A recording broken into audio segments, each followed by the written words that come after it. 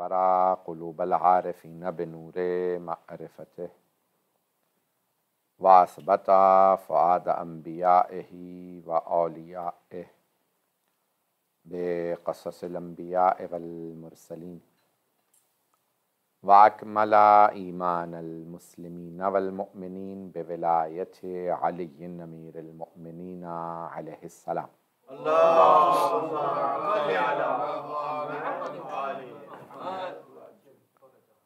والصلاة والسلام والتحیۃ والاکرام علی افضل الموجودات العبد المؤید والرسول المسدد المصطفى الامجد المحمود الاحمد اعنی ابا القاسم محمد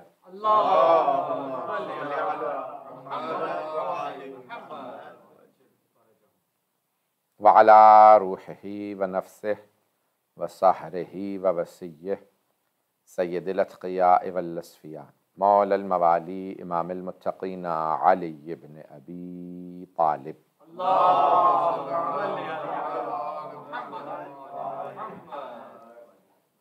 وعلى اوصیائه لا سیما بقیت اللہ فی الارضین روحی وارواح العالمین لتراب مقدمہ الفدا واللعنة الدائمة على أعدائهم أجمعين من الآن إلى قيام يوم الدين أما بعد فقد قال الله الحكيم في كتابه الكريم بسم الله الرحمن الرحيم ثم أنتم هؤلاء تقتلون أنفسكم وتخرجون فريقا منكم من ديارهم تظاهرون عليهم بالإثم والعدوان وَإِنْ يَأْتُوكُمْ أُسَارَىٰ تُفَادُوهُمْ وَهُوَ مُحَرَّمٌ عَلَيْكُمْ إِخْرَاجُهُمْ أَفَتُؤْمِنُونَ بِبَعْضِ الْكِتَابِ وَتَكْفُرُونَ بِبَعْضٍ فَمَا جَزَاءُ مَنْ يَفْعَلُ ذَلِكَ إِلَّا خِزْيٌ فِي الْحَيَاةِ الدُّنْيَا وَيَوْمَ الْقِيَامَةِ يُرَدُّونَ إِلَىٰ أَشَدِّ الْعَذَابِ وَمَا اللَّهُ بِغَافِلٍ عَمَّا تَعْمَلُونَ صدق اللہ العلی العظیم۔ صلوات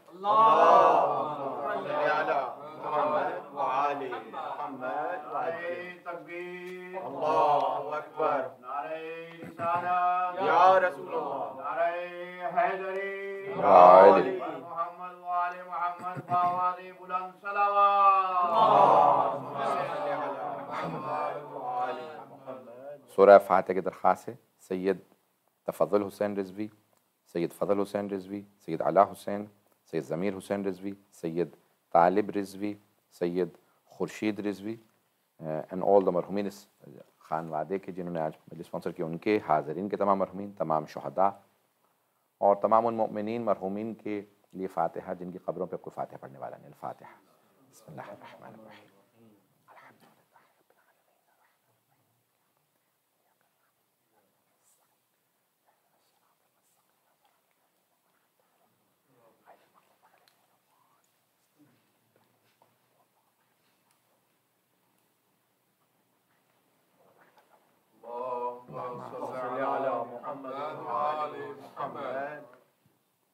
عراق و شام تاریخ کے آئینے میں ہم پیش کر رہے ہیں سلسلے کی تیسری مجلس۔ میں نے کل بابل کی ایک مختصر سی تاریخ پیش کی۔ بابل کا ایک ٹائٹل تھا، ایک لقب دیا گیا اسے، ایک نام دیا گیا کہ عروس البلاد۔ عروس البلاد کہا جاتا تھا کہ تمام شہروں کی دلہن کہلاتا تھا۔ اتنی سج دھج تھی، اتنی وہاں عیش و عشرت تھی، عیاشی تھی کہ اسے تمام، لیکن ایسا زمیں بوس ہوا کہ آج وہاں عراقی اپنے گلے چرانا پسند نہیں کرتے، وہاں پہ پڑاؤ ڈالنا پسند نہیں کرتے، وہاں خیمے نصب کرنا پسند نہیں کرتے۔ ایک ایسا شہر جو اس زمانے میں لاکھوں کی آبادی تھی، جسے آپ کہہ لیجئے میگا سٹی تھا اس زمانے کا، جیسے آج ٹوکیو کو کہا جاتا ہے یا شنگھائی کو کہا جاتا ہے کہ یہ میگا سٹیز ہیں، دنیا کی بہت بڑی بڑی آبادیاں، بہت بڑے بڑے شہر ہیں۔ تو یاد رکھیے گا اللہ سبحانہ و تعالیٰ یہ مثالیں دیتا ہے، وَلِلَّهِ الْمَثَلُ الْأَعْلَىٰ، بے شک سب سے بڑی مثال اللہ کی ہے۔ اللہ نے بڑی بڑی مثالیں پیش کی ہیں کہ پہلے بھی شہر آباد ہوتے رہے، بستے رہے، اجڑتے رہے، اور ایسے اجڑے کہ دوبارہ آباد ہی نہیں ہوئے۔ جناب امیر نے ایک انسان سے متعلق جملہ کہا ہے، میں جب یقین مانی پڑھتا ہوں تو رونگٹے کھڑے ہو جاتے ہیں کہ پروردگارہ کیسے ہیں ہم لوگ۔ مولا فرماتے ہیں جب انسان نہیں ہوتا تو پتہ ہی نہیں ہوتا کہ ہوگا کیسا۔ کیونکہ آدمی تصور کرنا پہ میرے بچہ ہوگا تو کیسا ہوگا، تو انسان تصور ہی نہیں کر سکتا جب ہوگا تو کیسا ہوگا. اور مولا فرماتے ہیں جب ہوتا ہے تو یہ سمجھتا ہے کہ میں کبھی نابود ہی نہیں ہوں گا. پتہ نہیں لوگ ہیں یا نہیں، بہت بڑا جملہ ہے مولا کا. مولا فرماتے ہیں جب نہیں ہوتا تو پتہ ہی نہیں ہوتا کیسا ہوگا، اور جب ہوتا ہے تو موت سے ایسا غافل ہوتا ہے کہ میں کبھی مروں گا ہی نہیں، مجھے موت ہی نہیں آئے گی. پھر مولا فرماتے ہیں کہ جب مر جاتا ہے تو ایسا ہو جاتا ہے جیسے تھا ہی نہیں. اللہ اکبر، بہت بڑا جملہ مولا کا. مولا فرماتے ہیں جب مر جاتا ہے تو ایسا ہو جاتا ہے جیسے تھا ہی نہیں. آج آپ اسے یاد کیجئے، وہ تھا ایک آدمی، ہاں وہ یہاں تھے، اب آپ نے یاد دلایا تو یاد آ گئے. یعنی یہ حالت ہو جاتی ہے انسان کی. لیکن جب ہوتا ہے تو سمجھتے میں ہی سب کچھ ہوں. تو انسان کی عجیب و غریب کیفیات ہیں. اور پھر ابھی آپ زندگی کی دیکھ لیجیے، اسی مولا کا فرمانے پیش کرنا چاہ رہا ہوں، اگر سننا چاہیں تو. عزیزان گرامی، مولا فرماتے ہیں کہ جب انسان کو دیکھو نا تو اپنے نوجوانی کے اندر مستقبل کا سوچتا رہتا ہے، فیوچر میں کیسے اپنا بنا لو فیوچر، اور جب مستقبل میں پہنچ جاتا ہے تو ماضی پہ پچھتاتا رہتا ہے. کبھی بھی حال کا نہیں سوچتا کہ اب جہاں ہوں وہاں کیا کروں. پتہ نہیں لوگ ہیں یا نہیں کہ انسان اب سے متعلق تو سوچے، اب کا جو ہمارے ہاتھ میں ہے وہ ہے اب. تو ایک اور جملہ پیش کر دوں اگر سننا چاہیں. دیکھیں مجھے تاریخ کو پیش کرنا ہے تو تاریخ کے لیے ضروری ہے کہ انسان اپنے آپ کو سمجھے، کیونکہ تاریخ انسانوں سے بنی ہوئی ہے. انسانوں کی تاریخ کو تاریخ کہا جاتا ہے، وإلا جانوروں سے متعلق کون بحث کرتا ہے، کون کسی کی بات کرتا ہے. تو یہ انسانوں کی تاریخ تاریخ کہلاتی ہے. اب اس کے اندر ایک اور جناب امیر علیہ السلام ہی کا فرمان ہے، کیونکہ مولا نے بہت سی تاریخ کو ایک نہج البلاغہ کی شرح لکھی گئی جس کو سوسیولوجیکل پوائنٹ آف ویو سے، فلسافیکل پوائنٹ آف ویو سے لکھا گیا اور مقبول نہیں ہو سکی. علامہ محمد تقی جعفری، بہت بڑا نام تھا. کہ عموماً ہمارے جب علماء کا انتقال ہو جاتا ہے تو ان کے انتقال پہ کانفرنس ہوتی ہے کہ بھی کتنی بڑی ہستی تھے. ان کی زندگی میں کانفرنس ہو گئی تھی یہ کتنی بڑی ہستی. اور 98 میں لندن آئے تھے علاج کے لیے ہارٹ کا، یہیں پہ ان کا 74 ایج تھی، انتقال ہو گیا تھا. تو نجف کے پڑھے ہوئے تھے اور آغا خوئی کے بڑے قریبی شاگردوں میں سے تھے. ایران میں ان کو بہت مانا جاتا تھا، اور آغا خوئی کی جو جبر و اختیار پہ تقریرات ہیں انہوں نے لکھی. جبر و اختیار کی جو پوری بحث ہے وہ ساری انہوں نے لکھی. کیونکہ لکھتے ہیں جب تو اپنے انداز سے لکھا جاتا ہے کہ استاد کے معنی کو نہ ضائع کیا جائے، لیکن اپنا اسلوب بھی شامل ہو، اپنی قابلیت بھی دکھائے، اپنے قلم کا زور بھی دکھائے. سن رہے نا حضرات؟ یہ بحثیں میں جاری رکھوں یا کہ؟ تو اب یہ علامہ محمد تقی جعفری، انہوں نے جلال الدین رومی کی جو مثنوی ہے اس کی کامنٹری لکھی. سب سے بڑی جو جلال الدین رومی کی جو کامنٹری ہے وہ علامہ محمد تقی جعفری کی ہے، 15 جلدوں پہ. فارسی میں ضخیم 15 جلدیں سب سے بڑی انہوں نے لکھی. اور پھر ان کی امام حسین پہ بڑی بڑی عجیب و غریب کتابیں ہیں، بہت زبردست. انہوں نے نئے پوائنٹ آف ویو سے، اور نئے فلاسفر تھے تو نئے پوائنٹ آف ویو سے لکھتے تھے. فقہ اصول میں بہت ماہر تھے، کلام تمام علوم میں ماہر تھے. تو مثال کے طور پہ زیبائی در اسلام، انہوں نے کتاب لکھی اسلام میں دا کانسیپٹ آف بیوٹی ان اسلام. زیبائی یعنی خوبصورتی، اسلام میں خوبصورت. اب ایک آدمی سوچنے لگے بھئی یہ کیا لکھیں گے بیوٹی کے اوپر، اسلام میں بیوٹی کیا ہے؟ لیکن انہوں نے پوری کتاب لکھ دی اور ثابت کر کے دکھایا کہ چہرے کی خوبصورتی خوبصورتی نہیں ہے، دل کی خوبصورتی خوبصورتی ہے. انہوں نے فلسافیکل پوائنٹ آف ویو سے اس میں وارد ہو کے اتنے خوبصورت انداز سے لکھا ہے. پتہ نہیں لوگ ہیں یا نہیں. برٹن اور رسل کا اتنا بڑا نام ہے، اس کی بھی جو تنقید اور اس کا کرٹیک لکھا ہے فارسی میں انہوں نے لکھا ہے اسلامک پوائنٹ آف ویو سے. تو بہت بڑے فلسفر تھے. تو انہوں نے نہج البلاغہ کی کامنٹری لکھنا شروع کی. 27 والیومز، 27 جلدیں لکھی، انتقال ہو گیا. آدھی نہج البلاغہ بھی نہیں ہوئی. لیکن جب لوگوں سے پوچھتے تھے علماء سے بھی کیسی ہے، کہتے کچھ سمجھ بھی نہیں آتی کیا لکھا ہے انہوں نے. تو مجھے کسی نے کہا بھی آپ نے سوشل سائنسز پڑھی ہیں؟ میں نے کہا اتفاقاً میرے جو ہیں وہ A-levels میں. تو کہنے لگے پھر آپ اس کو پڑھیں. تو یقین مانیے کہ انہوں نے کہا کہ مولا نے یہ خطبے کسی معاشرے میں دیے ہیں، ایک سوسائٹی میں دیے ہیں، تو ان کو سوسیولوجیکل پوائنٹ آف ویو سے سمجھنے کی ضرورت ہے کہ مولا کیا فرما رہے ہیں. اب آپ کو بات پہنچ رہی ہے؟ تو ہم ایک سوسائٹی سے افراد بنتے ہیں، یہ سارے افراد مل کے ایک سوسائٹی بنتے ہیں، اور اس سوسائٹی جو ہے وہ افراد پہ مشتمل ہوتی ہے، اور وہ سب کے سب مل کے تاریخ بناتے ہیں. ہم لوگ سب تاریخ بنا رہے ہیں، ہمیں معلوم نہیں تاریخ بن رہی ہے. تاریخ بن رہی ہے، تاریخ بن رہی ہے. اب کسی کا نام بڑا ہوگا تاریخ میں، کسی کا چھوٹا ہوگا، کسی کا اچھے الفاظ میں یاد کیا جائے گا، کسی کا برے. اور کئی ایسے لوگوں کو پتہ ہی نہیں ہوتا مجھے کن الفاظ سے تاریخ میں یاد کیا جائے گا. اور بہت بڑے ایک مفکر ہیں شیخ مصطفیٰ طاہری، انہوں نے پوری بحث کی ہے. وہ کہتے ہیں کہ مارٹن لوتھر، یہ والا نہیں، مارٹن لوتھر کنگ جو 60s میں جس نے بلیک رائٹس کی موومنٹ چلائی، وہی بڑا آدمی تھا، وہ بھی پریسٹ تھا، وہ بھی ڈاگ کالر پہنتا تھا، وہ بھی پادری تھا عیسائی.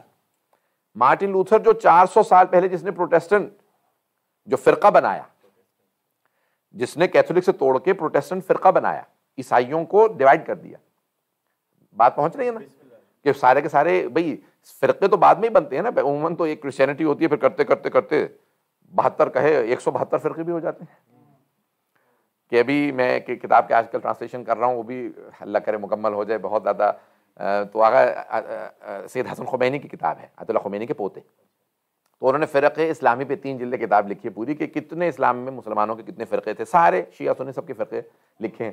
تو انہوں نے 1000 سے زیادہ گنوا دی ہیں. تو پتہ نہیں لوگ ہیں یا نہیں کہ بھئی ایک اساسی ہوتا پھر آگے اس کے کئی ہو جاتے ہیں. تو وہ سب فرقوں کو نہیں، یعنی انہوں نے سارے فرقوں کو کاؤنٹ کیا. تو اب عزیزان گرامی، تب یہ تاریخ تو شیخ مصطفیٰ مطہری کہتے ہیں کہ بھئی مارٹن لوتھر آیا، اسے خود پتا تھا میں کیا کر رہا ہوں. کئی مرتبہ لوگوں کو خود احساس نہیں ہوتا کہ تاریخ میں میرا نام کن الفاظ سے یاد کیا جائے گا، میں کیا بن جاؤں گا. اب بہت سے علماء نے بحث کیا کہ آیا اسے خود اندازہ تھا، تو کہتے ہیں نہیں، ہمیں آج نہیں لگتا کہ اسے پتا تھا کہ میں کیا کر رہا ہوں. کئی مرتبہ تاریخ گزر جانے کے بعد جب وہ مر چکا ہوتا ہے تو پھر اسے احساس ہوتا ہے میں یہ کیا کر آیا ہوں. کئی مرتبہ لوگوں کو خود احساس نہیں ہوتا میں کتنا بڑا کام کر رہا ہوں یا میں کتنا پست کام کر رہا ہوں. پتہ نہیں اب بات پہنچ رہی ہے. میں نے پتہ نہیں شاید یہ دیکھیں، اب یہ میں جو کیونکہ میرا موضوع تاریخ ہے تو یہ دیا ہے بانیان مجلس نے، آپ حضرات ہی نے تو دیا ہے موضوع، اس لیے پیش کر رہا ہوں. دیکھیں 2 بحثیں، ایک ہے تاریخ اور دوسرے ہے فلسفہ تاریخ. موضوع کو توجہ کیجیے گا اب، یا میں اپنے حساب سے چلتا رہوں گا. اب تو تاریخ ہے کہ تاریخ میں کیا ہوا، واقعات جو تاریخ میں ہوا، اسے کہتے ہیں ہسٹری. اسے کہا جاتا ہے تاریخ. جو کچھ ہو رہا ہے اسے ہسٹری کہتے ہیں. یہ کیوں ہوا اسے کہا جاتا ہے فلسفہ تاریخ. یہ جو اس کا تجزیہ اور تحلیل ہوتا ہے نا، تجزیہ تحلیل یا اس کے انالیسز کہ یہ کیوں ہوا، why did this happen، اس انالیسز کو کہا جاتا ہے فلسفہ تاریخ. پتہ نہیں بات پہنچ رہی ہے نہیں. ایک ہوتا ہے بھئی مثال کے طور پہ واقعہ کربلا ہو گیا، یہ تاریخ ہے. کیوں ہوا، یہ فلسفہ تاریخ ہے.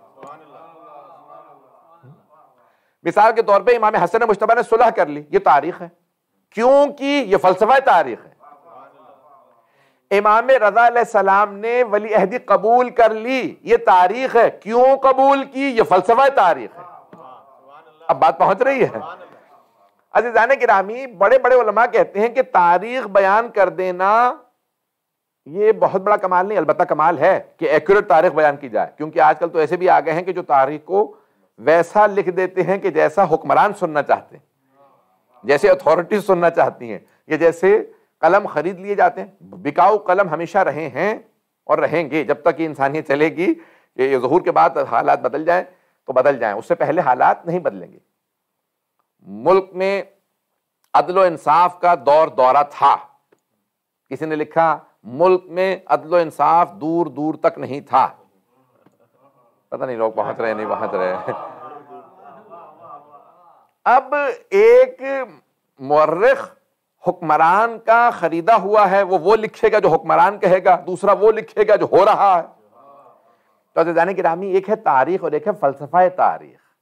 اب جناب امیر المؤمنین علی ابن ابی طالب علیہ الصلوۃ والسلام،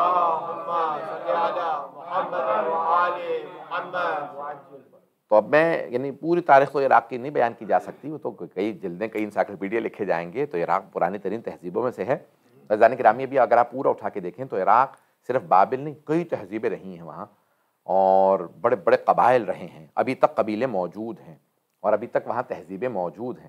اور لیکن اب میں اسلام کی تاریخ میں آنا چاہوں گا کہ اسلام شروع ہوتا ہے مکے سے، یعنی جو آج جسے ہم اسلام کہتے ہیں. ویسے البتہ ہمارا عقیدہ یہ ہے کہ حضرت آدم اسلام ہی لائے تھے، جناب نوح نے اسلام ہی پہنچایا تھا، جناب ابراہیم علیہ السلام نے بھی اسلام ہی پہنچایا تھا، جناب موسیٰ اور عیسیٰ نے بھی اسلام ہی کی تبلیغ کی تھی.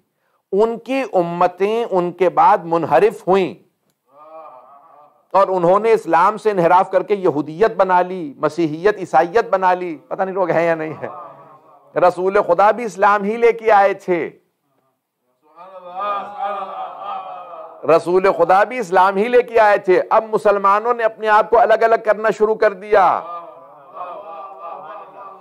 تو عزیزان گرامی، بس ایک ہی فرقہ ہے جس کا نام پیغمبر کے، بلکہ اس کو فرقہ بھی کہنا مکتب فکر ہے، جو پیغمبر کے زمانے سے موجود تھا.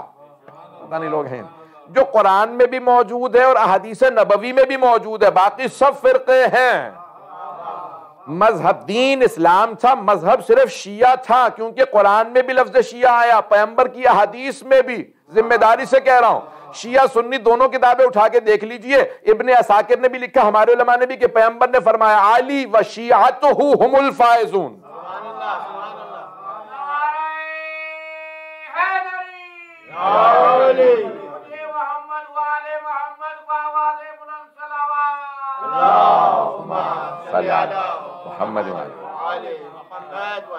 کہ بے شک علی اور ان کے شیعہ ہی کامیاب ہیں.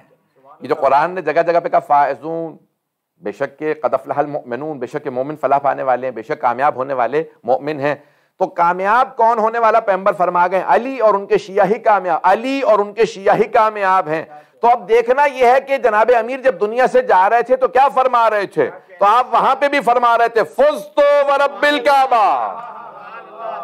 پیغمبر فرما رہے تھے علی و شیعتہ ہم الفائزون، علی فرما رہے تھے فزت، میں کامیاب ہوا. پیغمبر کی بات کی تصدیق علی نے وقت شہادت کی ہے کہ بے شک میں ہی کامیاب. عزیزان گرامی، کامیابی بہت ضروری شے ہے. انسان جی کے تو بہت چلے جاتے ہیں، کامیاب زندگی گزارنا بہت بڑی کامیابی ہے. سب سے بڑا انسان کا دنیا کے اندر ماحصل یہی ہے کہ وہ زندگی کامیاب گزارے، اور کامیابی ہے علی کے ساتھ. یہ میں نہیں کہہ رہا، پیغمبر فرما گئے ہیں. عزیزان گرامی، اب میں ساری تاریخ کو سب کچھ چھوڑ رہا ہوں، عراق کی تاریخ اسلام کے بعد سے. اب راضی ہیں اس کے اوپر؟ کیونکہ تاریخ بہت کچھ ہے. میں نے آپ کو بتا دیا کہ بھی اس کی بہت بڑی تہذیب ہے، اور میں بہت سی دیکھ رہا تھا تواریخ، تو اس میں دیکھا کہ بہت کچھ بیان اگر میں چاہوں تو صرف تاریخی بیان کرتا رہوں پری اسلامک تو اسی مشرہ گزر جائے گا. تو اب یہ اسلامک، اب یہ مکہ رسول اسلام نے جو ہے وہ اسلام کو شروع کیا، مدینے آئے اور ریاست تشکیل پا گئی. ریاست مدینہ کی جو آج بات ہو رہی ہے پوری دنیا میں شاید آپ نے اصطلاح سنی ہو، ریاست مدینہ، دا اسٹیٹ آف مدینہ، کہ رسول خدا نے ایک اسٹیٹ کی جو ہے وہ تشکیل دی اور اس کے اندر ایک تصور دیا، اور رسول اسلام نے جو تصور دیا ہے وہ آج ہم سے سن لیجئے. ریاست مدینہ کے نعرے لگانے والے تو بہت ہیں، لیکن اس کو سمجھنے والے اور سمجھانے والے بہت کم ہیں. تو اب سرور کائنات نے جو تصور دیا ہے ریاست مدینہ کا، جو ہم سمجھے ہیں، شیعہ نے حیدر کرار، وہ ہے کہ سوشل جسٹس جس معاشرے میں ہو، عدالت اجتماعی جہاں رائج ہو، وہ ریاست مدینہ نہیں پہنچا سکا. بھئی عدالت اجتماعی ایک ہے عادل. ہمارے ہاں اسلام کے اندر نبی اور امام تو بہرحال معصوم ہیں، ان کے علاوہ گواہ کو عادل ہونا چاہیے، قاضی کو عادل ہونا چاہیے، پیش نماز کو عادل ہونا چاہیے. پتہ نہیں لوگ ہیں یا نہیں، ہر آدمی کو عادل ہونا چاہیے.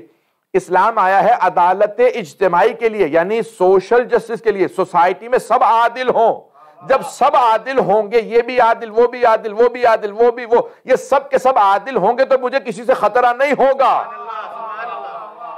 بھئی امام زمانہ کے لیے، دور امام زمانہ کے لیے جو حدیث نبوی ہے کہ شیر اور بکری ایک ہی گھاٹ پہ پانی پیئیں گے، بھئی فطرت نہیں بدلے گی کہ شیر گوشت کھانا چھوڑ دے گا، گھاس پہ آ جائے گا. فطرت نہیں بدلے گی، نیچر نہیں بدلے گا، سارے عادل بن جائیں گے. کسی کو دوسرے سے خطرہ نہیں ہوگا، کوئی کسی کے حقوق پہ تجاوز نہیں کرے گا. اب بات پہنچ رہی ہے؟ ہر ایک کو اس کا حق ملا ہوا ہوگا، دوسرے پہ تجاوز نہیں کریں گے، سوشل جسٹس رائج ہو جائے گا. ریاست مدینہ کا نظریہ یہ ہے کہ سوشل جسٹس رائج ہو جائے. بات پہنچ رہی؟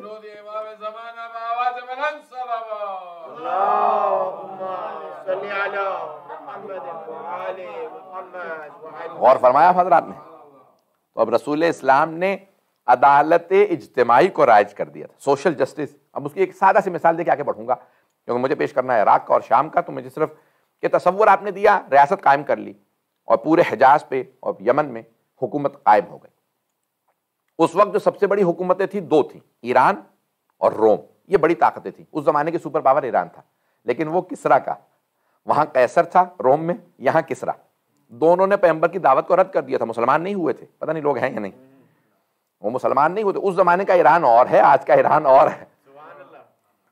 تو میں تاریخ کے ایران کی بات کر رہا ہوں جو اس وقت سپر پاور تھا، اور وہاں کسرا کی حکومت تھی. قیصر، قائزہ اور یہ کسرا. بہرحال اب آپ نے نام سن رکھے ہوں گے، مجھے تفصیل میں نہیں جانا. تو اب سرور کائنات آپ نے عدالت اجتماعی قائم کر دی، سوشل جسٹس قائم ہو گیا. مکے والوں میں سے کوئی آدمی تجارت بیچنے کے لیے مدینے پہنچا. ظہر کا وقت تھا. اس نے آ کے دیکھا سب دکانیں کھلی ہیں، مال رکھا ہے، نہ کوئی دکاندار ہے نہ کوئی چوکیدار ہے. پتہ نہیں لوگ ہیں یا نہیں ہے. اس نے ایک مرتبہ دیکھا کسی بھی دکان پہ کوئی نہیں ہے. اس نے کہا اہائے مردوں، آواز دی. اس نے کہا او لوگوں، کوئی زندہ ہے؟ پھر اس نے دوبارہ آواز دی، کہا کہ اس شہر میں بسنے والے سب مر گئے؟ کچھ دیر تک آوازیں دیتا رہا. اس نے کہا لگتا ہے سب مر چکے ہیں، کیونکہ سامان سب چھوڑ کے چلے جائیں تو ممکن ہی نہیں ہے، چوری ہو جائے گا. مگر حجاز میں تو چوری عام ہے. آج کل تو یہ ہو چکا ہے کہ وہاں کے حکمران جو سب سے بڑے چور تھے وہ بن گئے. بات پہنچ رہی نا ذرا. تو اب وہ کہا کہ بھئی یہ چوری ہو جاتی ہے حجاز کے اندر، یہ کیسے پورا کا پورا یثرب خالی ہے. تو ایک آدمی مسجد سے باہر نکلتا ہوا آیا مسجد النبوی سے، اور اس نے آ کے کہا کیا بات ہے، شور کیوں مچا رہے ہو؟ کہا کیا بات ہے، لوگ دکانیں چھوڑ کے کیوں چلے گئے؟ سامان کی چوری ہونے کا خطرہ نہیں ہے. کہا تجھے نہیں پتا محمد مصطفیٰ کی حکومت ہے؟ کہا تو کیا مطلب، لوگوں کی فطرت بدل گئی؟ کہا فطرت نہیں بدلی، سب کو پتا ہے چوری پہ سزا ملے گی، عدالت رائج ہو چکی ہے. کہا گئے کیوں تھے؟ کہا نماز کا وقت تھا. بھئی یہ ہے عدالت اجتماعی. کہ نماز ظہر کا وقت آ گیا تو سب نمازوں کے لیے چلے گئے، دکانیں ایسے ہی چھوڑ کے چلے گئے. اس نے واپس جانے کے بعد بتایا کہ محمد نے معجزہ کر دیا، لوگوں کے وہی جو ہمارے ساتھ چور چکار چکے رہتے تھے سب کے سب بدل گئے ہیں، چوری سے باز آ گئے ہیں، ہاتھ کٹوانے سے ڈرنے لگے ہیں، لوگ دوسرے کے مال پہ نظر نہیں ڈالتے. پتہ نہیں لوگ ہے یا نہیں کہ محمد نے عدالت قائم کر دی ہے. عزیزان گرامی، یہ ہے ریاست مدینہ. اب بات پہنچ گئی ہے. تو اب پیغمبر نے پورے حجاز میں، یمن میں، وہاں سے یہ پورے کی پورا جو نظام تھا، جناب امیر، میں نے جو پہلی مجلس میں پیش کیا تھا کہ جناب امیر اس نظام کو، ریاست کو لے کے گئے کوفہ. کوفہ میں لے جانے کی کئی وجوہات. ایک تو میں نے اس دن پیش کیا تھا کہ مقدس جگہ، کہ یہاں جنگیں ہوں گی. دوسرا کہ بھئی اب یہ جو کوفہ ہے وہ جیسے بابل بنتا چلا جا رہا تھا ویسے کوفہ بنتا چلا جا رہا تھا. بہت زیادہ بڑی آبادی ہو گئی تھی، اور سارے کے سارے جو فوجیں تھیں، جو بھی آتا تھا وہ وہیں سے فوج لے کے جاتا تھا. وہاں پہ بہت زیادہ یہ جو فوجی چھاونیاں بن گئی. تو مولا نے کہا ان سب چیزوں کو کنٹرول کرنا بہت ضروری ہے. پتہ نہیں. ہاں. اب مولا کا ایک فرمان ہے، کہا کہ اس وقت میں جس حکومت کو ہاتھ میں لی ہوں یہ ایک ایسی دیوانی اونٹنی کی مانند ہے، ایک دیوانی اونٹنی کی مانند ہے کہ اگر اس کی نکیل کو کھینچ لوں اپنی طاقت سے تو یہ مر جائے، کیونکہ اس میں طاقت ہی نہیں کہ میری طاقت کو برداشت کرے. جانے دوں اسے، بھاگنے دوں تو یہ مجھے بھی مار دے. تو کہا کہ اب یہ حکومت، اس کی اصلاح میری ذمہ داری ہے. اب میں جناب امیر کا تصور دے رہا ہوں کوفے میں آنے کے بعد، اگر آپ سننا چاہیں. ریاست مدینہ پیغمبر اسلام نے قائم کی. اب جب معاشرہ دوبارہ بگڑ گیا، 25 برس گزر گئے تھے پیغمبر اسلام کے بعد جب جناب امیر کو حکومت ملی. اب جناب امیر نے تصور دیا. آج کل کہا جاتا ہے اس کو منشور، انگلش میں کہتے ہیں مینیفیسٹو، کہ لوگ اپنے اپنے الیکشن لڑنے لگتے ہیں تو بتاتے ہیں. آج کل تو ویسے مینیفیسٹو سے کہا جاتا ہے جسے عام اردو زبان میں کہتے ہیں جھوٹ کا پلندہ، جس پہ کبھی عمل نہیں ہوتا. وہ صرف ووٹ حاصل کرنے کے لیے اور الیکشن جیتنے کے لیے دکھائے جاتے ہیں. آپ کہیں گے مولانا بہت زیادہ سخت ہو گئے، سیاست پہ سب بول گئے، اور یہ جا بھی رہا ہے، ریکارڈنگ پہ پوری دنیا سن رہی ہے. بہرحال مجھے اب زیادہ پرواہ نہیں ہے، جو پہنچانا ہے میں اپنی ذمہ داری سمجھ کے پہنچا رہا ہوں. اب عراق کو میں نے کہا کہ میں نے تاریخ اسلام سے پہلے کا پیش کر دیا، اسلام کے بعد والا عراق سن لیجئے. اب کہتے یہ ہیں، مورخین نے یہ لکھا ہے کہ دوسری خلافت میں عراق فتح ہوا تھا. اب کوفے کے اندر کیونکہ انہوں نے قاضی اپوائنٹ کیے تھے، انہوں نے حکمران اپوائنٹ کیے تھے، تو اب آپ اندازہ لگا سکتے ہیں کہ جہاں قاضی شرح ہو، ذہنوں میں ہے یہ قاضی شرح. بھئی قاضی شرح یہ جو آج پاکستان کے وزیر اعظم اکثر واقعہ سنا دیتے ہیں کہ جناب امیر علیہ السلام جو ہے وہ اپنی خلیفہ وقت تھے اور کورٹ میں کیس ہار گئے ایک یہودی کے خلاف زرا کا.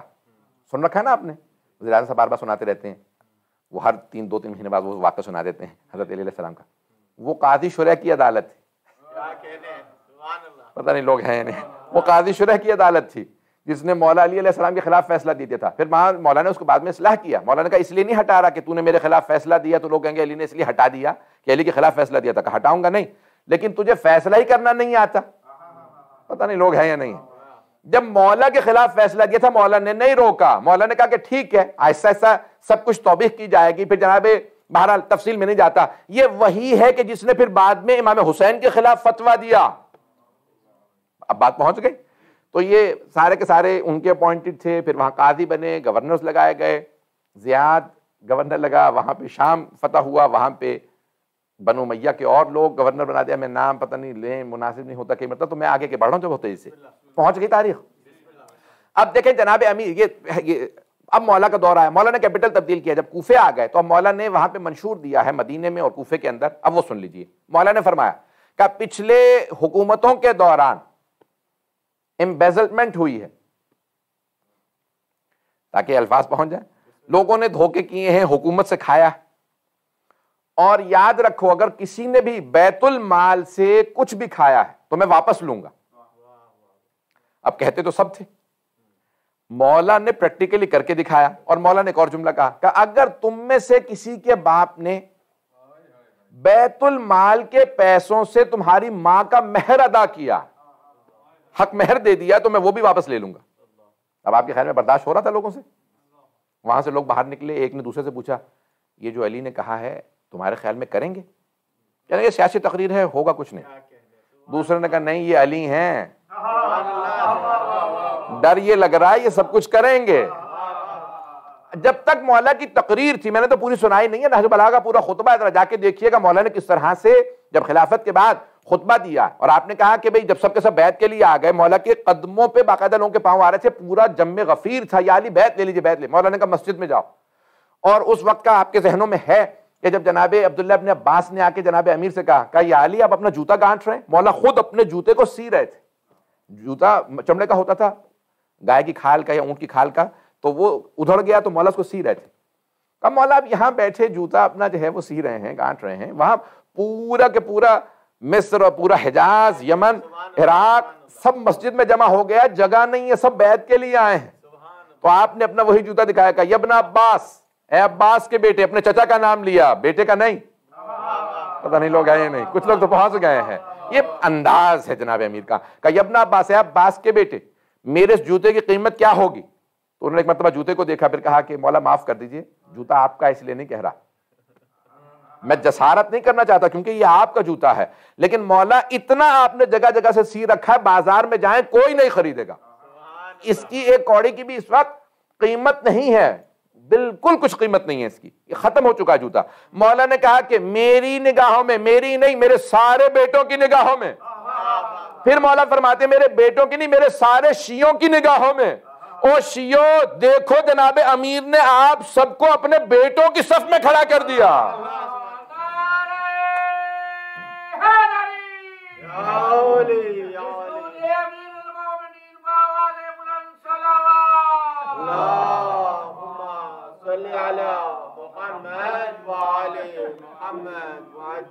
غور فرمایا آپ نے جناب امیر کی عظمت کو, کہا صرف میری نگاہوں میں نہیں میرے تمام بیٹوں کی, میرے تمام شیعوں کی نگاہوں میں, اس تمام دنیا کی حکمرانی کی قیمت اس جوتے کے برابر بھی نہیں ہے, میرے اس جوتے کی قیمت زیادہ ہے. فیضان گرامی یعنی دنیا طلب نہیں ہوں گے. یعنی ایک تو بہت سے علماء نے تو یہ کہا کہ مولا فرماتے ہیں میرے جوتے کے برابر نہیں ہے. فیضان گرامی اپنے یعنی آپ نے فرمایا کہ میرے جوتے کے برابر نہیں ہے, میرے اور میرے بیٹوں اور میرے شیعوں کی نگاہوں کے اندر. اگر مولا کی عظمتوں کو دیکھیں تو آپ نے فرمایا, تو آپ نے جب بیعت لی ہے تو سب نے بیعت کر لی, چند افراد کے علاوہ, ان میں سے اسامہ کا نام ہے, عبداللہ ابن عمر کا نام ہے, جنہوں نے بیعت نہیں کی. تو ایک مرتبہ بہت سے آج ہیں وہ ہمارے اہل سنت بھائی, وہ خطبے کا جملہ پیش کر دیتے ہیں. میں کیونکہ اپنے مکتب کا دفاع واجب ہے, میں اس لیے پیش کر رہا ہوں. تو وہ کہتے ہیں کہ مولا امیر علیہ السلام کے سامنے جب عبداللہ ابن عمر آئے, دوسرے خلیفہ کے بیٹے, کہا کہ میں آپ کی بیعت نہیں کروں گا. تو حضرت مالک اشتری نے کہا مولا اگر آپ حکم دیں میں اسے باہر لے جا کے قتل کر دوں؟ مولا نے کہا نہیں مالک. اب دیکھیں نا جناب مالک عاشق امیر المومنین، کو مولا کے سامنے گستاخی کرے وہ کہتے تھے جہاں مولا کا پسینہ گرے گا میں خون بہا دوں گا، عاشق تھے. تو کہا مولا اگر آپ حکم دیں میں اسے مار دیتا ہوں. مولا نے کہا نہیں مالک مارنے کی کیا ضرورت ہے، لوگ تاریخ میں لکھیں گے علی نے تلوار سے بیعت لی تھی. کہا نہیں اسے باہر نکال دو. پھر ایک جملہ کہا اب اگر یہ بیعت کرنا بھی چاہے تو میں بیعت نہیں لوں گا. بہت بڑا جملہ ہے، اگر یہ بیعت کرنا بھی چاہے اب تو میں بیعت نہیں لوں گا. اچھا وہ جو جملہ استعمال کرتے ہیں مولا کے خلاف یا شیعوں کے خلاف، وہ کہتے ہیں کہ مولا نے کہا کہ بھئی میں تو تمہارے باپ کے بھی اصولوں کے مطابق خلیفہ ہوں. تمہارے باپ کے بھی اصولوں کے مطابق خلیفہ، تو اس کا مطلب ہے مولا اس کے باپ کو مانتے تھے تبھی تو کہہ رہے تھے. بھئی مولا اسے کہہ رہے تھے کہ اگر تو اپنے باپ کو بھی مانتا ہوتا، ان اصولوں کو بھی مانتا تو میں حق ہوں. میرے اصولوں کو نہ بھی مانے اپنے باپ کے اصولوں کو مان لے تب بھی میں حق ہوں. پتہ نہیں لوگ ہیں یا نہیں ہیں. اب آپ اس ایک جملے کو سن رہے ہیں، میں نے اپنے انداز سے پیش کیا تو آپ کو واضح ہوا. ایک اور جملہ مولا کا پیش کر دوں. جب تاریخ میں انہوں نے مل کے کہا تھا نا تو انہوں نے کہا کہ یا کبھی تم لوگوں کو کیسے خلافت مل سکتی ہے؟ کہا ہم لوگ صحابہ رسول تھے. مولا نے کہا واہ کیا اچھا فلسفہ پیش کیا. صحابی ہونے سے خلافت مل سکتی ہے اور صحابی اور اہل بیت دونوں ہونے سے خلافت نہیں ملتی.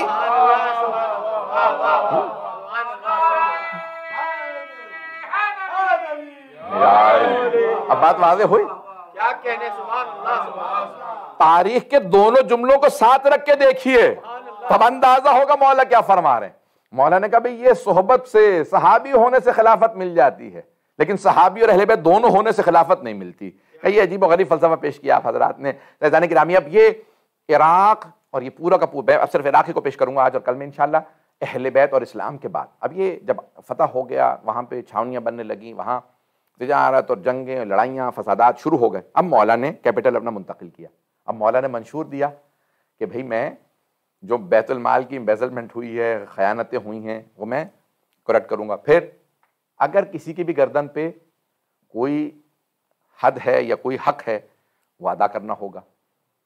اچھا جب تک مولا نے کہا تھا تو لوگوں کو مسئلہ نہیں تھا. جب مولا نے امپلیمنٹ کرنا شروع کیا، اب مولا نے اجرا کرنا شروع کیا، وقت ہے بھی. اب جب مولا نے اجرا شروع کیا نا تو اب بہت سے لوگوں کو مسئلہ ہونے لگا. تاریخ میں بہت بڑے دو نام ہیں اور حتیٰ یہاں تک کہ مسلمانوں نے ان کو اشرہ مبشرہ میں لکھ دیا، طلحہ و زبیر. تو وہ دونوں اٹھے آئے جناب امیر کے پاس. جناب امیر کے جو پی اے تھے، آج کے زمان میں پیش کر رہا ہوں، پرسنل اسسٹنٹ ہوتے ہیں نا، جو ایلچی ہوتے ہیں، جو قریبی، جو سارے اپوائنٹمنٹس بناتے ہیں لوگوں کے آنے جانے کا، وہ تھے حضرت عمار یاسر. تو اب ایک مرتبہ طلحہ و زبیر آئے حضرت عمار کے پاس، ہماری سفارش کر دو. پتہ چلا کوفے اور بصرے کا کوئی گورنر اپوائنٹ نہیں کیا. اب بات سنو، مولا سفارش پسند نہیں کرتے. میں اتنا کر سکتا ہوں کہ تمہیں اپوائنٹمنٹ لے دوں، تم آؤ آ کے مل لو. اب کون سے وقت پہ آئیں؟ کہا ظہر کے بعد آ جانا. مولا اس وقت اپنے کام سے بیٹھے ہوں گے، میں تمہیں ملوا دوں گا. کہا ٹھیک ہے. ملنے کے لیے آئے. کہا کیا؟ مولا نے کہا اس سے پہلے کہ بات کرو یہ بتاؤ ذاتی کام سے آئے ہو یا حکومت کے کام سے آئے؟ تو اب ان میں سے ایک نے کہا کہ یا علی فرق کیا پڑتا ہے؟ مولانا کا فرق پڑتا ہے. یہ جو چراغ جل رہا نا یہ حکومت کے پیسوں کا. اگر حکومت کا کام ہے تو جلتا رہے گا اور اگر ذاتی کام ہے تو یہ بجھا کے ذاتی پیسوں کا چراغ جلاؤں گا. پتہ نہیں لوگ ہیں یا نہیں ہیں. بھئی ریاست مدینہ عدالت علوی میں پورا پیش کر رہا ہوں. مولانا نے کہا ذاتی پیسوں کا چراغ جلاؤں گا، ذاتی کام ہے. تو کہا نہیں حکومت کا ہے. ان میں سے ایک نے دوسرے کو کوہنی ماری. کہا کچھ یہاں پہ دال گلنے والی نہیں. میں اپنی اردو میں پیش کر رہا ہوں کہ یہاں کام نہیں ہوگا، یہاں دال گلنے والی نہیں. چلو. اس نے کہا اب آ گئے ہیں تو بات کر لیتے ہیں. طلحہ نے کہا بھی چلو، یہاں جو ایک آدمی چراغ تک برداشت نہیں کر رہا کہ میں اپنے حکومت کے پیسوں والا چراغ نہیں جلا کے رکھوں گا، ذاتی کام ہے، تو یہ ہمیں کوئی عہدہ نہیں دیں گے. زبیر نے کہا ہم آ گئے ہیں تو بات کر لیتے ہیں. زبیر جو ہیں وہ مولا علی کی پھپھی کے بیٹے ہیں، حضرت صفیہ کے. تو کہا یا علی سنا ہے کہ کوفے اور بصرے کا گورنر اپوائنٹ نہیں ہوا. مولا نے کہا ہاں صحیح سنا. کہا ہم دونوں خدمت کے لیے حاضر ہیں. یعنی اپنے انداز سے پیش کیا کہ ہمیں گورنر بنا دیں. مولا نے کہا کہ بھئی اگر خدمت درکار ہوگی تو خود بلا لوں گا. اب وہ مخالف کیمپ میں جا کے شریک ہو گئے، اور اس کے بعد پھر جنگ جمل ہوئی جس کے اندر یہ دونوں لیڈ کر رہے تھے۔ اب سمجھ میں آ رہا جنگ جمل کیوں ہوئی ہے؟ جہاں پرسنل گرجز اور وہاں پہ بہانے بنا کے تقمص کیا جائے، کرتا نکال لیا جائے، کہا بے خون عثمان کا ہم بدلہ لینے کے لیے آئے ہیں۔ مولا نے کہا مجھ سے کس بات کا بدلہ مانگ رہے ہو؟ کیا میں نے قتل کروایا ہے یا میں نے حصہ لیا ہے؟ تقریریں محترمہ کیا کرتی تھیں کہ اقتلوا الناس فإنہ قد کفر، اور تم دونوں ساتھ ملا کرتے تھے، رسول اسلام کے جوتے دکھا رہے ہو، نالین مبارک کے بھی، پیغمبر اسلام کے تو نالین مبارک موجود ہیں، اور لوگ جو ہیں وہ اپنے خاندانوں کو حکومت میں لے کے آ گئے۔ بھائی تم لوگ حساب کتاب دو، مجھ سے حساب کتاب کیوں مانگ رہے ہو؟ جب جناب امیر نے ایک مرتبہ تقریر پہلے کی اور سب کے سب مخالف کیمپ کے اندر جمع ہو گئے جناب امیر کے خلاف، عزیزان گرامی جب امپلیمنٹ کرنے والا امام ہو اور نظام عدالت پہ چلنے والا ہو تو بڑے بڑے لوگوں سے برداشت نہیں ہوتا۔ جب مولا کہہ رہے تھے تو بہت سے برداشت کر رہے تھے، جب آپ نے امپلیمنٹ کرنا شروع کیا تو بڑے بڑے مخالف ہونے لگے۔ یہ جو کوفہ تھا جو اسلام کے بعد کا، یہ اس کا حال ہے۔ بصرہ میں ہوئی ہے جنگ جمل، میں تھوڑا سا بھی وقت لینا چاہ رہا ہوں۔ تو عزیزان گرامی اب کوفہ میں جناب امیر نے اپنا پورا کا پورا عدالت کا نظام بنایا۔ سرور کائنات کا نظام یہ تھا کہ آپ مسجد میں ہی سیاستدانوں سے ملتے، حکمران آتے تو وہیں ملتے، صحابہ سے ملتے وہیں ملتے۔ تو جناب امیر نے بھی مسجد کوفہ کو اپنا مرکز بنایا، اور جو دارالامارہ بنا تھا، گورنر ہاؤس بنا تھا، کہا اس میں نہیں رہوں گا، میرا اپنا گھر بنے گا۔ اپنا گھر بنایا، کچا گھر بنایا، آج تک باقی ہے۔ توجہ، مجمع کی توجہ ہو، میں عراق کی تاریخ کو سنیے گا، کوفے کی تاریخ کو اب جناب امیر کی پیش کر رہا ہوں۔ تو وہاں گورنر ہاؤس جس کی اتنی موٹی دیواریں ہیں، جیسے محلوں کی دیواریں ہوتی ہیں، جیسے قلعوں کی دیواریں ہوتی ہیں، موٹی موٹی دیواریں۔ توجہ، جناب امیر نے کہا اس میں نہیں رہوں گا، کچا مکان اپنا خود بناؤں گا۔ کہا یا علی کیوں اس میں نہیں رہیں گے؟ کہا مجھے اس دارالامارہ سے ظلم کی بو آتی ہے، میں ظلم کی جگہ پہ نہیں رہوں گا۔ تو عزیزان گرامی اب میں جب بھی زائرین کو لے کے جاتا ہوں تو کہتا ہوں کہ بھئی غور سے دیکھ لو، جس کی بنیادیں ظلم پہ رکھی گئی تھی، موٹی دیواریں تھی، پھر بھی وہ عمارت دھس گئی، اور جو عدالت پہ اس سوار تھا جناب امیر کا کچا مکان آج بھی باقی ہے۔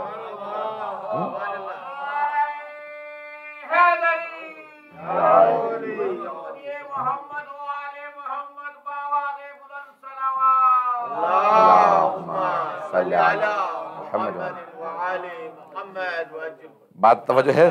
میں اس لیے میں نے پری اسلامک ہسٹری کو میں نے چھوڑ دیا، میں نے کہا بہت زیادہ طول ہو گیا، اسلام کے بعد کی تاریخ کو پیش کر رہا ہوں۔ تو اب جناب امیر کا دور سب سے سنہرا دور ہے تاریخ میں، حکمرانوں میں۔ اور یہ میں نے جملہ البتہ خود اس مفکر کی کتاب میں نہیں پڑھا ہے، مجھے کسی اور بڑے پڑھے لکھے قابل آدمی نے بتایا کہ جرمنی کے ایک مفکر نے اپنی کتاب میں ایک جملہ لکھا ہے کہ جتنے بھی مغربی حکمران ہیں ان سب کو شام والے کا مجسمہ اپنے ہر بڑے شہر میں لگانا چاہیے، یزید کے باپ کا۔ تو لوگوں نے اسے پوچھا کیوں؟ کہا یہ وہ آدمی ہے جس کی وجہ سے اسلام رک گیا، اگر علی کا اسلام رہتا تو پوری دنیا پہ نافذ ہو گیا ہوتا۔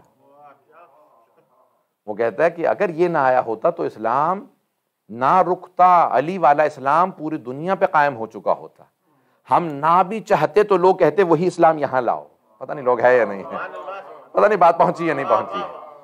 وہ مفکر کہتا ہے کہ بھئی یہ نہ آتا تو اسلام آج پوری دنیا میں ہوتا۔ عزیزان گرامی کون نہ چاہتا کہ میں علی کا خادم بنوں؟ یہودی اور عیسائی بھی جناب امیر کو دیکھتے تھے تو عاشق ہو جاتے تھے۔ اگر انصاف تھا، کوئی انصاف کی اینک لگاتا تھا، کوئی منصف ہوتا تھا تو وہ جناب امیر کو مانتا تھا۔ تو اب جناب امیر کی جو حکومت ہے وہ بہت سنہرا دور ہے۔ میں ایک واقعہ جلدی سے اشارہ کر کے آگے بڑھ جاؤں گا کہ آپ ایک سڑک سے کہیں سے گزر رہے ہیں، راستے سے، اور آپ جانتے ہیں کہ یہ خود ویسٹرن ورلڈ میں، یہ میں نے خود دیکھا ہے، ویسٹرن ورلڈ کی کتابوں میں موجود ہے کہ سب سے پہلے سڑکوں کا، گلیوں کا، اسٹریٹ لائٹ کا تصور مسلمانوں نے دیا۔ مسلمانوں نے پہلے سڑکیں بنائیں، وہاں سے مصر گئیں، مصر سے انگریزوں نے سیکھا، جرمنز نے، فرینچ نے سیکھا، وہ تصور یورپ میں لے کے آئے۔ پتہ نہیں لوگ ہیں یا نہیں، یہ پورا تصور جناب امیر کی۔ ایک بہت بڑا پچھلے دنوں 2-4 ہفتے پہلے بہت بڑے مفکر سے گھر پہ ایک نشست ہو رہی تھی، کچھ مفکرین آئے ہوئے تھے، ان میں سے ایک آدمی نے کہا کہ ایک امریکن نے کتاب لکھی ہے جناب امیر پہ، اور اس نے یہ جملہ لکھا ہے کہ جناب امیر، میں اپنے حساب سے پیش کر رہا ہوں، اس نے تو علی لکھا ہے، تو وہ کہتا ہے کہ میں نے علی کی تاریخ کو جب پڑھا تو میں نے دیکھا کہ جب 25 سال علی خاموش تھے تو کیا کر رہے تھے؟ تو میں نے دیکھا کہ علی زمینوں کو آباد کر رہے تھے. بھائی غور سے سنیے گا کہ زمینوں کو آباد کر رہے تھے اور لوگوں کو ادھار نہیں دیتے تھے، اپنا ہاری ذمہ دار یا کوئی اپنا مقروض نہیں رکھتے تھے، بلکہ آباد کر کے زمینیں انہیں دے دیتے تھے. بھائی توجہ، کہ جن جگہوں پہ کنویں بن نہیں سکتے تھے علی نے وہاں پہ ایک ایسی سائنس دریافت کی تھی کہ کنویں بناتے بھی تھے اور انہیں ایسا بناتے تھے کہ گرنے سے روک دیتے تھے. بہت سی جگہوں پہ کچی زمین تھی، وہ کنواں گر جاتا تھا، وہ دیوار رکتی نہیں تھی. کہ اس زمانے میں علی نے دریافت کیا، نہ جانے کہاں سے دریافت کیا تھا، کون سی سائنس تھی علی کے پاس، کیونکہ وہ سمجھ نہیں سکتا یہ معصوم ہے، علم لدنی کے مالک ہیں. تو اب وہ کہتا ہے مجھے نہیں پتا، لیکن علی کے پاس نہ جانے کون سی سائنس تھی کہ جس زمین پہ مٹی رکتی نہیں تھی علی کنواں بنا کے روک دیتے تھے اور لوگوں کو پانی کے نکاس کا سلسلہ سکھاتے تھے. تو مولا نے زمینیں آباد کی، باغات لگائے، کہ یہاں یہ زمین رک سکتی ہے. اور یہاں تک ہے، خدا کی قسم عراق کی تاریخ میں ہے، میں اس مقام پہ لے کے گیا ہوں اور وہاں پہ میں نے خود باقاعدہ، اگر آپ جا کے دیکھیں گے تو جو ہمارے زیارات کی اس میں کلپس میں موجود ہے کہ ایک مقام پہ ایک آدمی کو مولا نے دیکھا، عیسائی کو، کہ جا رہا پانی کا. مولا نے کہا کہاں جا رہے ہو؟ کہا پانی لینے. مولا نے کہا یہاں جب پانی موجود ہے تمہاری زمین میں تو پانی یہاں سے نکالتے کیوں نہیں؟ کہا نہیں، میں نے کھود کے دیکھ لیا یہاں پانی نہیں ہے. مولا نے کہا پانی ہے. کہ بھئی آپ کون ہے کہ آپ کو پتا میں یہاں رہتا ہوں، ہمارے اجداد بھی یہی رہا کرتے تھے. مولا نے کہا میں ابھی پانی نکال کے دکھاتا ہوں، اس پتھر کو اٹھاؤ. توجہ، اس پتھر کو اٹھاؤ. اس نے کہا نہیں، یہ پتھر اٹھتا ہی نہیں ہے، بہت وزنی ہے. مولا نے ایک مرتبہ کہا مالک پتھر اٹھاؤ. جناب مالک اشتر نے سارے لشکر سے کہا ذرا تلواریں ڈالو، پتھر کو مل کے اٹھا. سارے لشکر نے کوشش کی، پتھر نہیں اٹھا. مولا نے کہا مالک فوج سے کہو پیچھے ہٹے، حیدر کرار آ رہا. مولا نے ایک ہاتھ ڈالا، پتھر کو اٹھا کے پھینکا.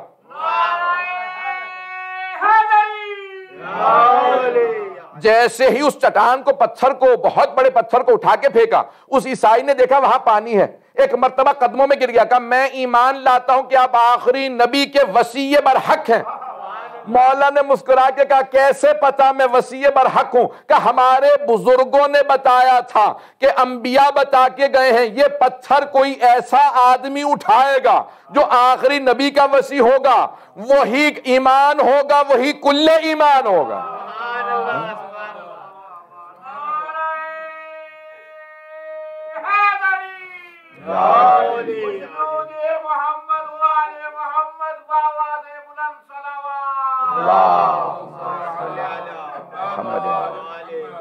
اور فرمایا آپ نے عزیزان کرام. تو اب یہ عراق کی تاریخ ہے، آج بھی وہاں جائیے تو قطارہ امام علی علیہ السلام کے نام سے جگہ مشہور ہے کہ لوگ مولا پہ ایمان لے کے آئے.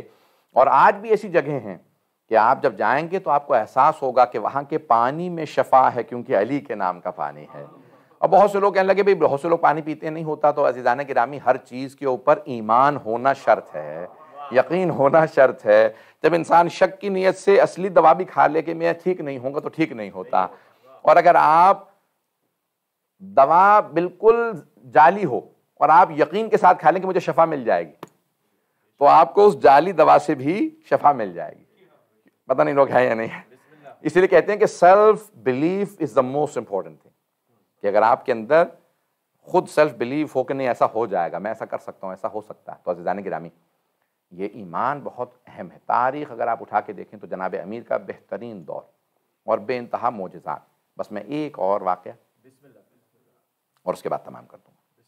عزیزان گرامی کوفے کی تاریخ ہے کہ جناب امیر نے وہاں آنے کے بعد عدالت لگائی اور دکھۃ القضاء مولا کا وہاں پہ موجود ہے، جہاں آپ بیٹھ کر کے فیصلے کیا کرتے اور لوگ فیصلوں کے لیے آتے. اور مولا نے ایک جملہ فرمایا، لو جعلت لی الوسادہ، اگر میرے لیے ایک کشن لگا دیا جاتا، تکیہ لگا دیا جاتا اور کہا جاتا ہے کہ توریت والوں کو توریت سے فیصلے کرو، زبور والوں کے زبور سے فیصلے کیجئے، انجیل والوں کے انجیل سے، قرآن کے ماننے والوں کے قرآن سے فیصلے کیجئے، اور جو کسی کتاب کو نہیں مانتے تو میں عقل سے ایسا فیصلہ کرتا کہ ہر آدمی مانتا علی حق ہے.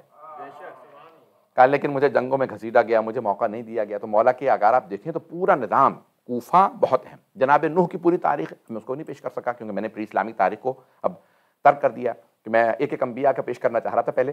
تو پھر میں نے سوچا کہ یہ شرح پورا انبیاء میں نکل جائے گا اور میں جو ذہن میں لے کے آیا ہوں مطالب وہ رہ جائیں گے. دو تین گھنٹے بولوں تو پھر شاید مکمل ہو.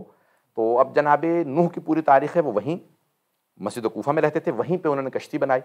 اور اب ایک امریکن نے ثابت کیا ہے کہ حضرت نوح کی کشتی، یہ جو ترکی میں ملی ہے، کہ جو 180 میٹر تھی، وہ 7 منزلہ تھی.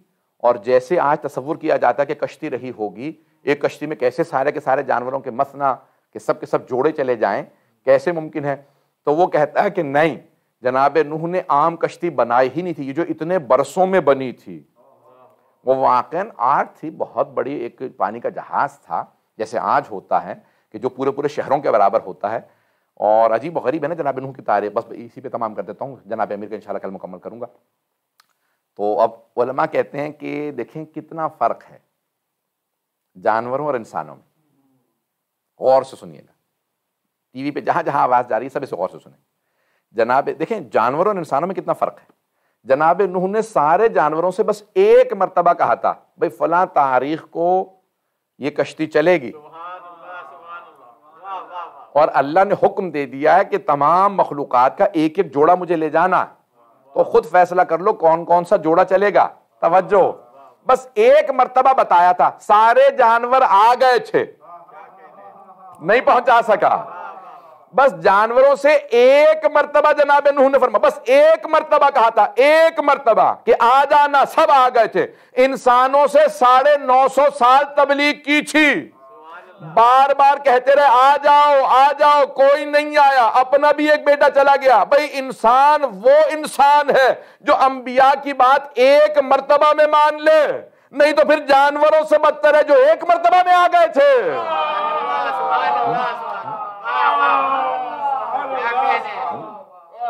اب غور فرمایا جانے کی رامی، یہ بھی عراق ہی کی تاریخ ہے، یہ کشتی ہے جناب نوح بھی عراق ہی کی تاریخ ہے، وہیں سے تو چلی تھی، یہ کوفہ ہی سے تو چلی. وہیں پہ جناب نوح کی قبر ہے، کوہ جودی سے سارے علاقے سے ہوتی ہوئی واپس وہیں پہ آ کے کشتی رکی. عزیزان گرامی، کوفے سے چلی، نجف پہ رکی. پتہ نہیں لوگ ہیں یا نہیں ہے. اب پتہ چلا کہ کوفے سے جو داستان شروع ہوتی ہے نجف پہ ختم ہوتی ہے. جناب امیر کی حکومت ہے نجف پہ آج. عزیزان گرامی، اور روایات میں ہے کہ آخری زمانے میں یہ دونوں شہر ایک ہو جائیں گے. یہ آج ایک ہوئے ہیں، یہ دونوں شہر ایک ہو گئے ہیں. تو عزیزان گرامی، شب جمعہ ہے، شب جمعہ ہے، شب دعا ہے. اور میں نے آپ سے وعدہ کیا تھا کہ کوشش کروں گا بیویوں کی.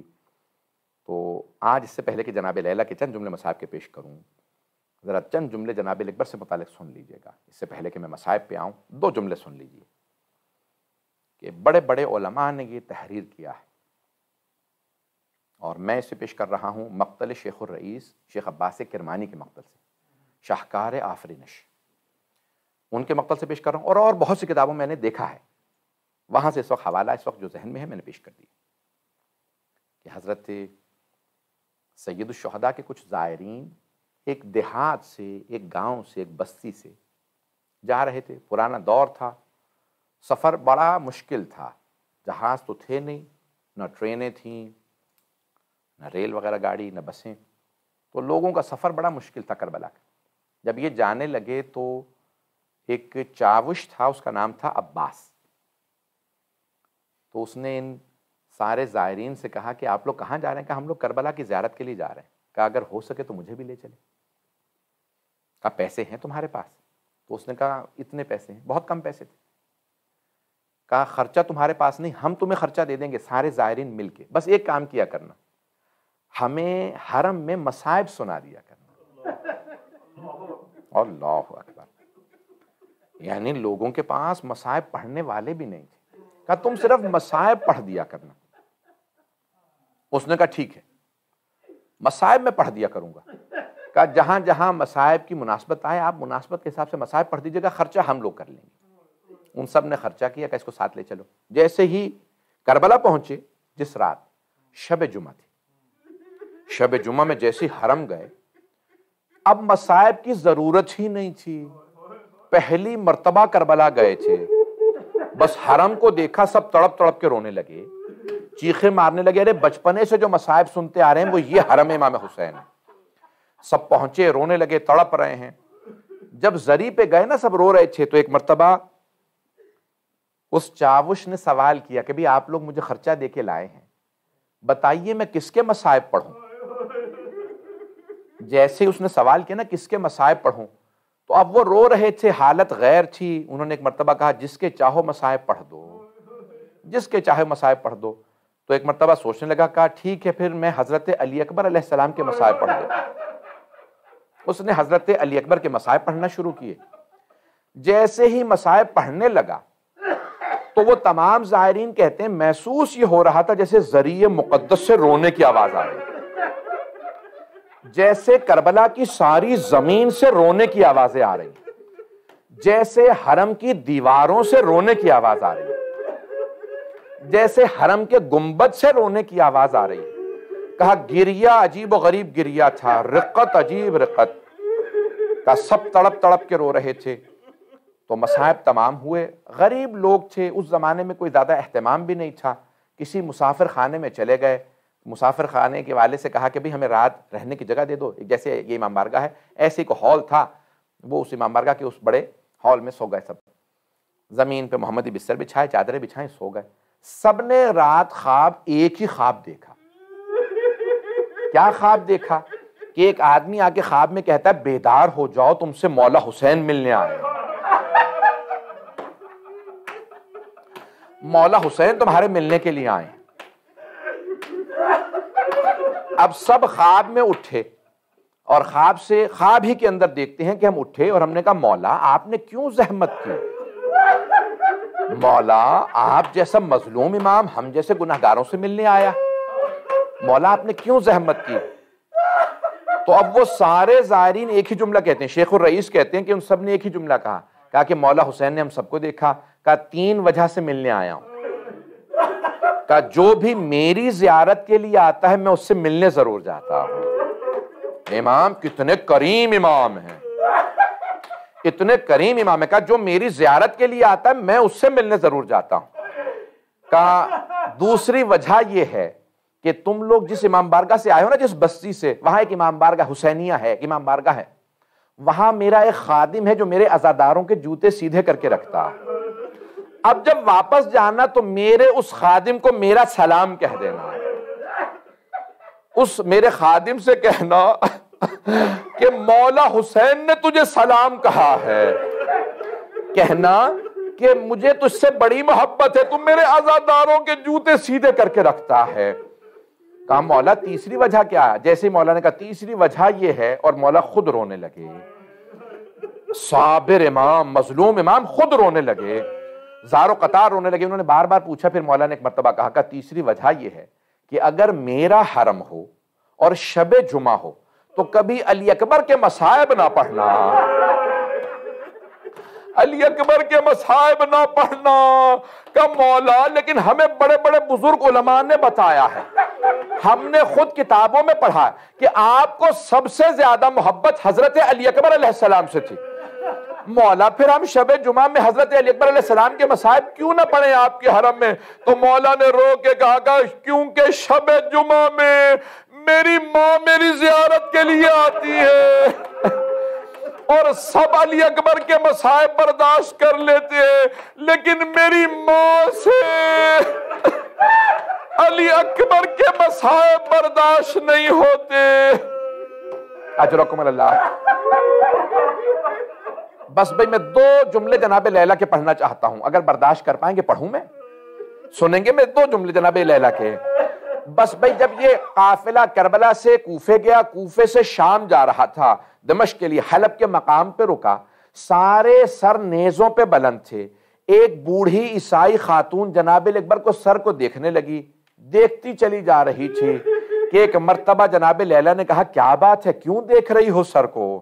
اب کون جناب لیلہ کو سمجھائے، بیٹے کو نظر نہیں لگے گی، بیٹے کی شہادت ہو چکی، لیکن آخر تھا، کہا کیا بات ہے، کیوں دیکھ رہی ہو اس سر کو اتنا زیادہ؟ تو اس بوڑھی خاتون نے کہا بی بی کوئی بات نہیں تھی، میں تو اپنے خدا سے دعا مانگ رہی تھی کہ پروردگارہ اس جوان کے مرنے سے پہلے اس کی ماں مر گئی ہو، اس کی ماں نے نہ دیکھا ہو اس جوان کا یہ سر۔